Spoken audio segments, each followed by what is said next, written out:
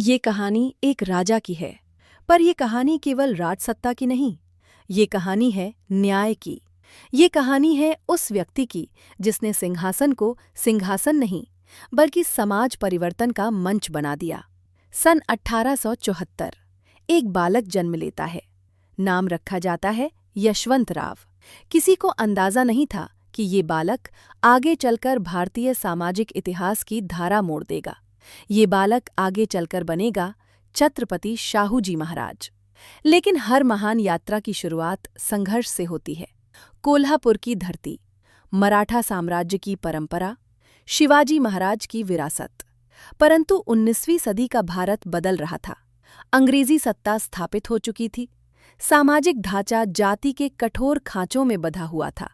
उच्च और निम्न की रेखाएं इतनी गहरी थीं कि इंसान की पहचान उसके कर्म से नहीं, जन्म से तय होती थी। यशवंत राव को कोल्हापुर के शाही परिवार ने गोद लिया और अचानक एक साधारण बालक बन गया उत्तराधिकारी। लेकिन क्या सत्ता केवल वैभव है या जिम्मेदारी? युवा शाहू ने जब समाज को देखा तो उन्होंने केवल राजमहल नहीं देखा, उन्होंने देखा दलितों को मंदिर के बाहर खड़े, पिछड़े वर्ग के बच्चों को स्कूल से वंचित, महिलाओं को अधिकारहीन। यहीं से शुरू होती है चेतना। समाज केवल परंपराओं से नहीं चलता, समाज न्याय से चलता है। यदि व्यवस्था कुछ लोगों को अवसर दे और कुछ को वंचित रखे तो वो व्यवस्था स्थायी नहीं रहती। 1894 युवा शाहूजी महाराज गद्दी संभालते हैं। लेकिन ये कोई साधारण राज्याभिषेक नहीं था, ये एक वैचारिक क्रांति की शुरुआत थी। उन्होंने देखा कि प्रशासन में लगभग सभी उच्च पद कुछ विशेष जातियों के पास हैं, शिक्षा भी सीमित वर्ग तक। और तभी इतिहास रचने वाला निर्णय आता है। 1902 कोल्हापुर राज्य में 50% आरक्षण की घोषणा। कल्पना कीजिए उस समय की। भारत में अभी स्वतंत्रता आंदोलन भी पूरी तरह शुरू नहीं हुआ था और एक राजा कह रहा था, शासन में प्रतिनिधित्व सबका होगा।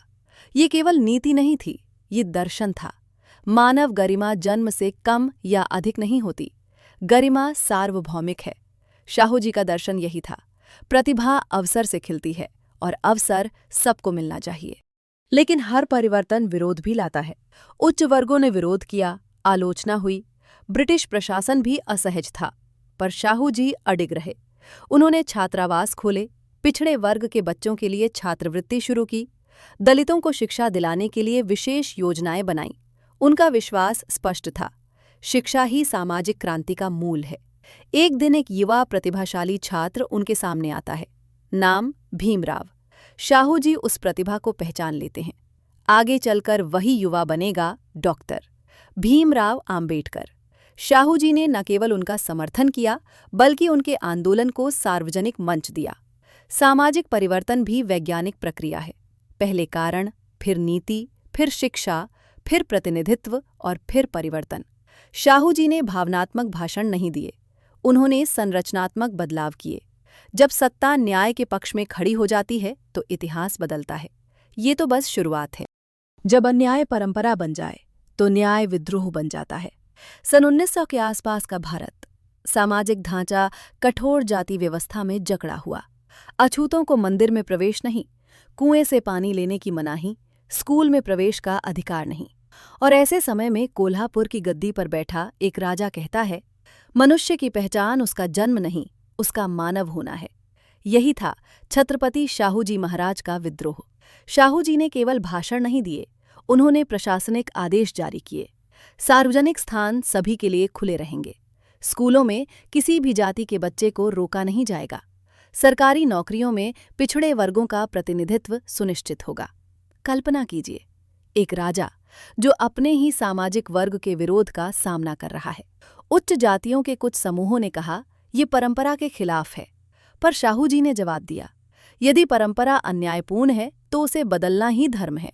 धर्म का अर्थ कर्मकांड नहीं, धर्म का अर्थ है न्याय। यदि कोई व्यवस्था मनुष्य को अपमानित करे तो उसका विरोध करना ही सच्चा धर्म है। शाहूजी को समझ था, सत्ता से अधिक स्थायी शक्ति है शिक्षा।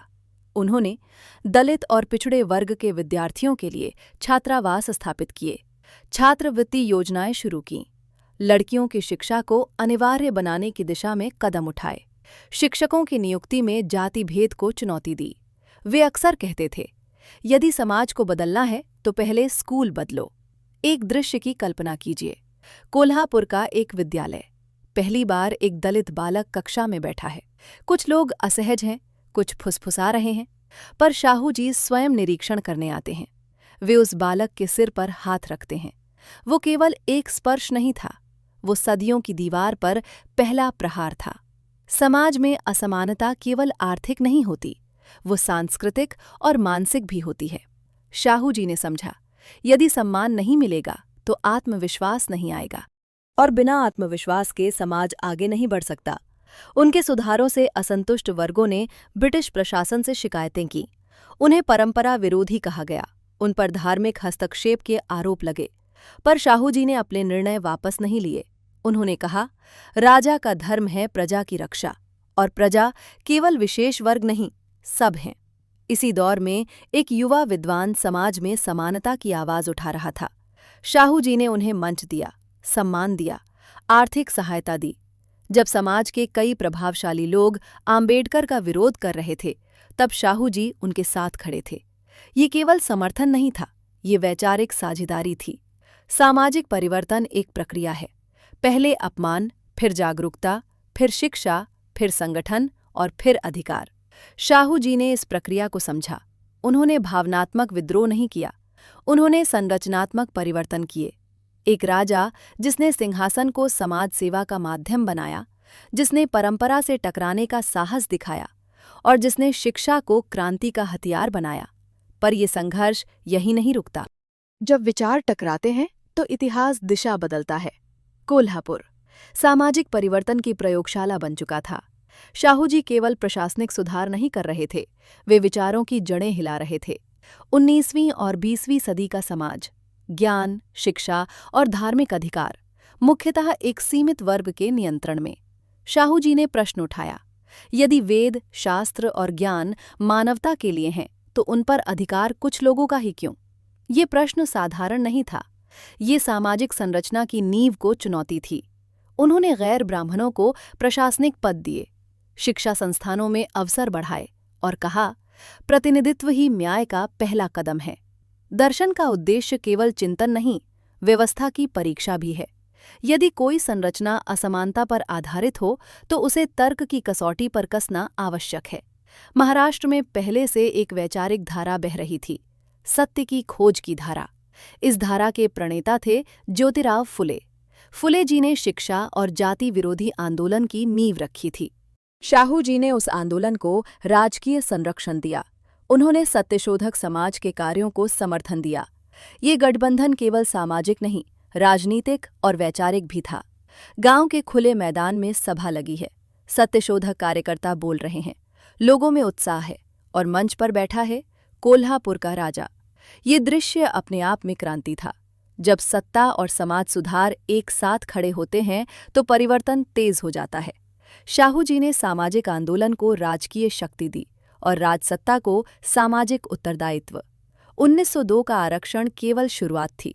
शाहू जी ने ये सुनिश्चित किया कि नीति केवल कागज पर न रहे। उन्होंने प्रशासन में विविधता लागू की, पिछड़े वर्ग के युवाओं को प्रशिक्षण दिलवाया, शिक्षा से नौकरी तक एक मार्ग तैयार किया। उनका लक्ष्य स्पष्ट था, प्रतिनिधित्व प्रतीकात्मक नहीं, वास्तविक होना चाहिए। स्वाभाविक था, विरोध बढ़ा। कुछ अखबारों ने उन्हें परंपरा तोड़ने वाला कहा, कुछ धार्मिक नेताओं ने आरोप लगाए, पर शाहू जी ने जवाब दिया, यदि न्याय देना विद्रोह है तो मैं विद्रोही हूं। सामाजिक संरचना एक प्रणाली है। यदि किसी एक वर्ग को ही संसाधन मिलते रहें तो असंतुलन पैदा होता है। प्रतिनिधित्व उस असंतुलन को संतुलित करने का वैज्ञानिक उपाय है। शाहू जी जानते थे, सत्ता स्थायी नहीं, पर न्याय का विचार स्थायी है। उनकी नीतियां केवल कोल्हापुर तक सीमित नहीं रहीं, उन्होंने पूरे भारत के सामाजिक विमर्श को प्रभावित किया।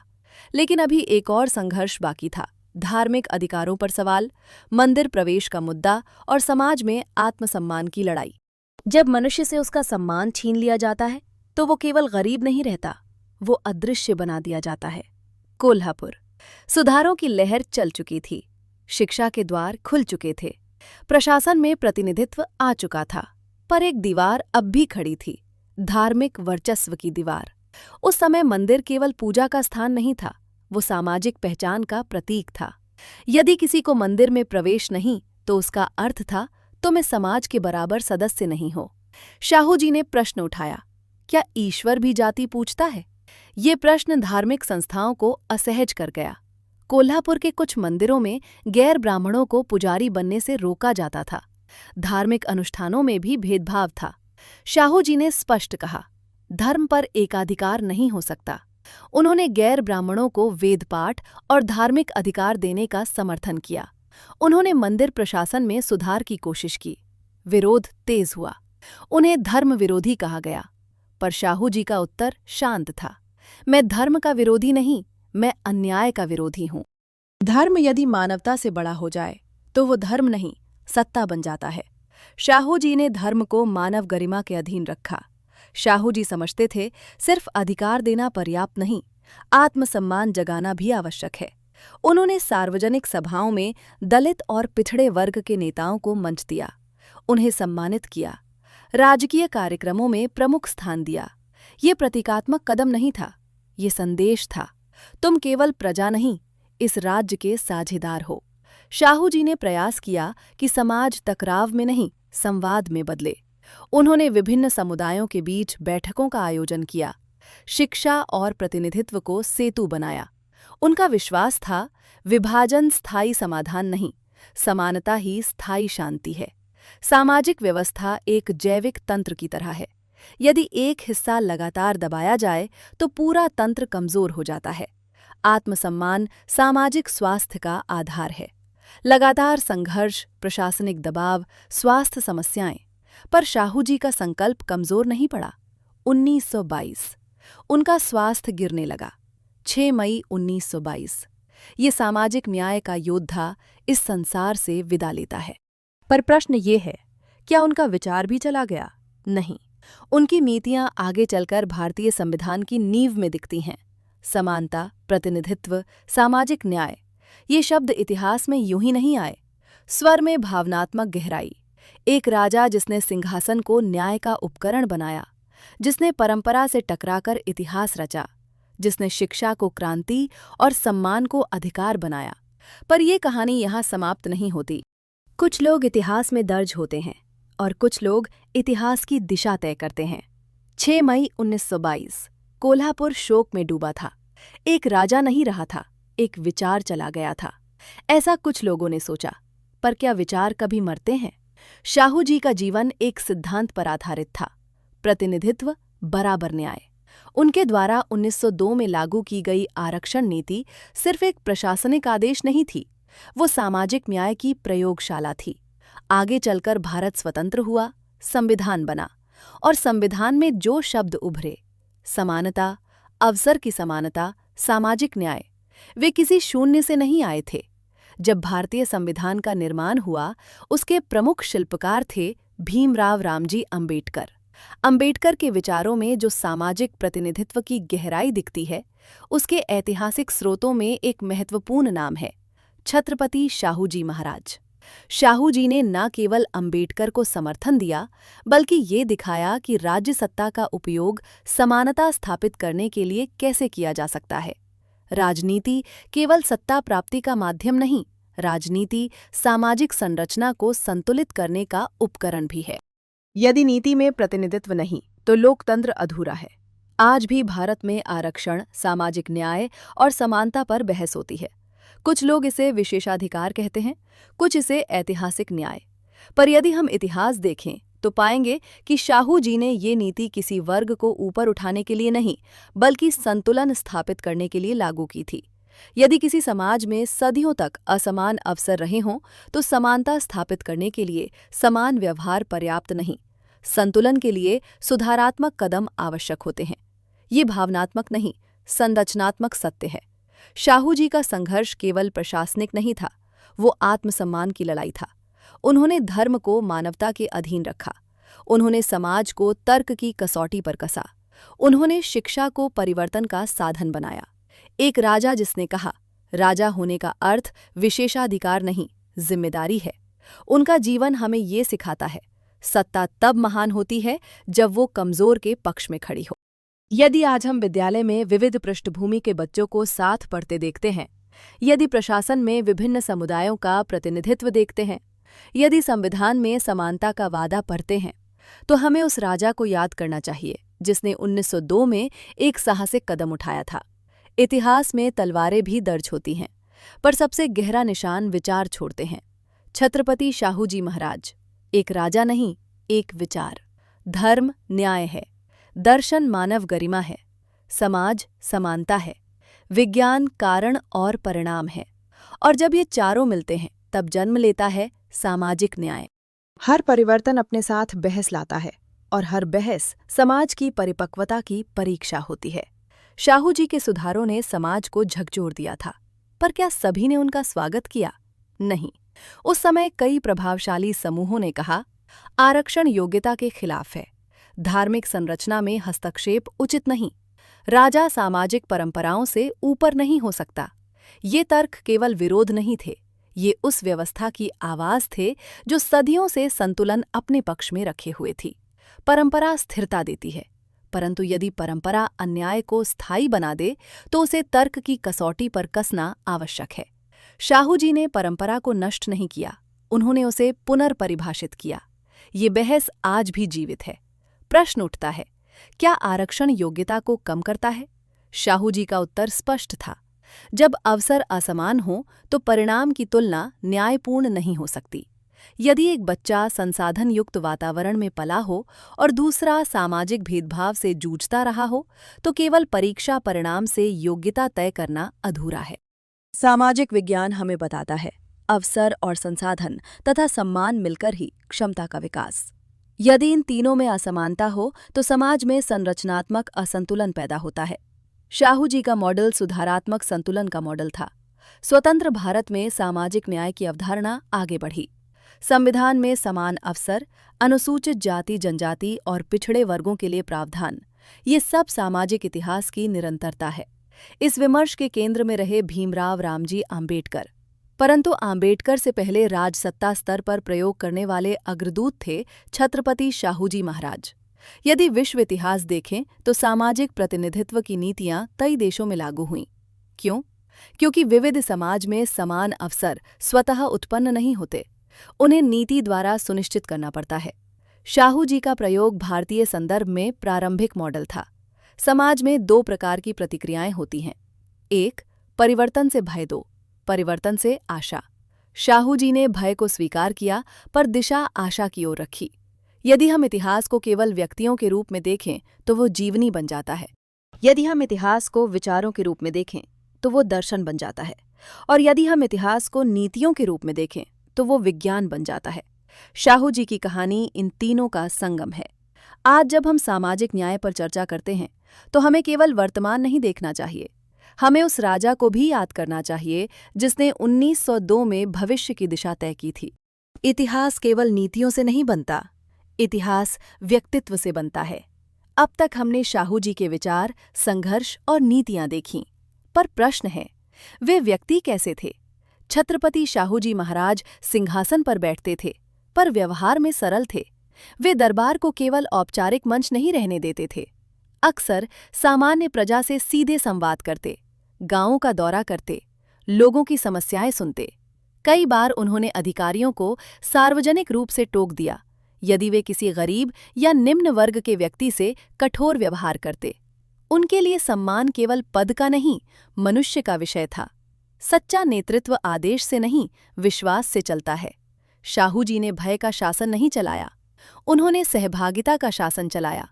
उनकी प्रशासनिक शैली 3 स्तंभों पर आधारित थी। 1. प्रतिनिधित्व, 2. जवाबदेही, 3. सार्वजनिक हित। वे निर्णय लेने में दृढ़ थे, पर निर्णय से पहले संवाद करते थे। उन्होंने अधिकारियों को स्पष्ट निर्देश दिया, राज्य का उद्देश्य राज परिवार का वैभव नहीं, जनता का कल्याण है। शाहू जी स्वयं शिक्षा के महत्व को समझते थे। वे आधुनिक शिक्षा प्रणाली से प्रभावित थे। उन्होंने अंग्रेजी शिक्षा और भारतीय सामाजिक चेतना दोनों को साथ रखने की कोशिश की। उनकी दृष्टि में शिक्षा केवल नौकरी का साधन नहीं, चेतना का साधन थी। जब कोई शासक स्वयं सामाजिक न्याय में विश्वास करता है तो उसका प्रभाव केवल नीति तक सीमित नहीं रहता, वो जनता के मन में आत्मविश्वास जगाता है।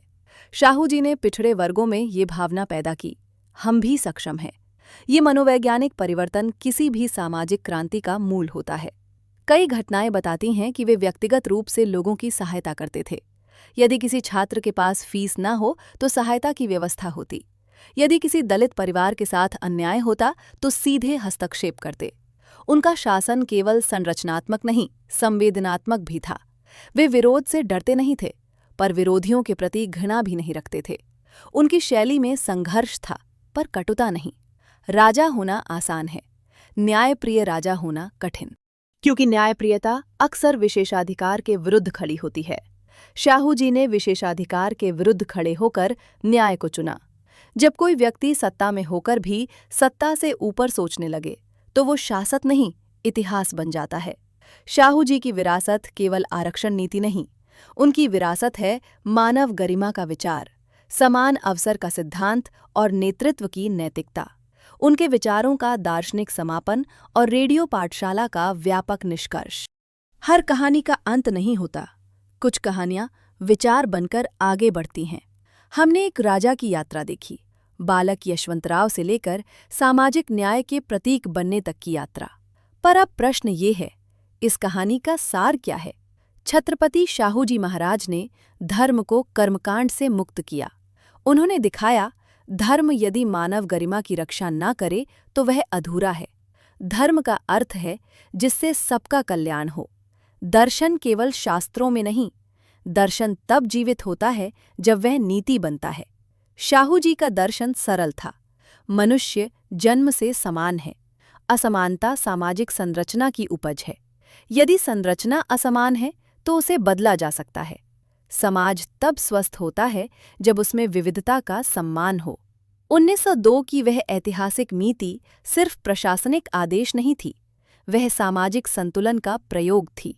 आगे चलकर इसी विचार को संवैधानिक रूप दिया गया भीमराव रामजी आम्बेडकर द्वारा।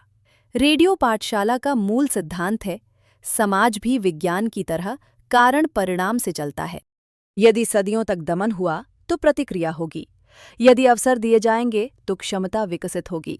शाहू जी ने भावनात्मक प्रतिक्रिया नहीं दी, उन्होंने संरचनात्मक समाधान दिए। कल्पना कीजिए, एक राजा जिसके पास परंपरा का संरक्षण करने का अवसर था, पर उसने परिवर्तन चुना। जिसके पास विशेषाधिकार था, पर उसने समानता चुनी। जिसके पास सत्ता थी, पर उसने सेवा चुनी। इतिहास में बहुत से नाम हैं, पर कुछ नाम दिशा बन जाते हैं। छत्रपति शाहू जी महाराज केवल एक ऐतिहासिक चरित्र नहीं, वे एक सिद्धांत हैं, एक चेतना है, एक सामाजिक प्रयोग हैं। धर्म न्याय हो, दर्शन मानव गरिमा हो, समाज समान अवसर दे, विज्ञान संरचनात्मक संतुलन बनाए, तभी लोकतंत्र पूर्ण होगा। ये थी रेडियो पाठशाला की विशेष श्रृंखला सामाजिक न्याय के सम्राट छत्रपति शाहू जी महाराज।